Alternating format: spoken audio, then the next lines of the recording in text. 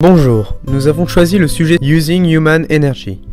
Il s'agissait donc de trouver un moyen de récupérer de l'énergie produite par le corps humain.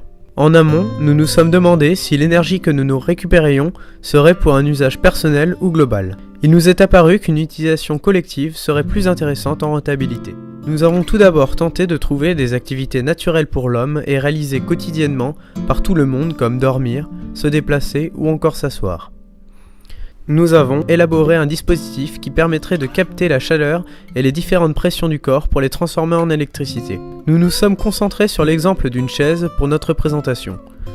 Une chaise seule ne serait pas très rentable, mais l'idée initiale serait de capter l'énergie produite par tous les élèves d'une classe pour permettre l'alimentation de celle-ci. De plus, le côté innovant de notre idée serait de créer de l'énergie sans avoir à se dépenser, contrairement aux nombreuses idées déjà existantes, comme le principe de la dynamo. Plus besoin de se dépenser pour générer de l'énergie. Nous avons pour cela créé The Easy Chair, une chaise innovante inspirée des sièges ergonomiques qui permet à la fois de reposer le dos et de créer de l'énergie via la chaleur et le poids humain. Afin de convertir l'énergie thermique fournie par le corps humain en énergie électrique, on utilise un tissu composé de nanotubes, le Powerfelt. L'une des surfaces de ce tissu est en contact avec l'individu et l'autre avec l'aluminium, le tout afin de créer une différence de température.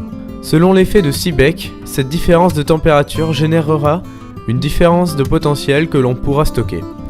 Il est important de conserver une différence notable entre la source chaude et la source froide. Nous avons donc choisi l'aluminium, excellent conducteur thermique. Pour optimiser l'évacuation de la chaleur au niveau de la source froide, on augmente la surface d'aluminium au contact de l'air ambiant en disposant des lamelles sur le dossier et sur l'assise. Maintenant, le principe va être de transformer une énergie mécanique en énergie électrique. Dans ce cas, l'énergie mécanique convertie sera générée par le poids de l'utilisateur. En exerçant une pression sur les capteurs piézoélectriques, on obtient une différence de potentiel. Le graphique ici nous montre que l'on peut récupérer 20% de l'énergie potentielle fournie. De plus, le système de récupération de l'énergie a un rendu de 80%. On va maintenant prendre l'hypothèse d'un individu de 70 kg qui va causer une pression de 700 N sur le fauteuil.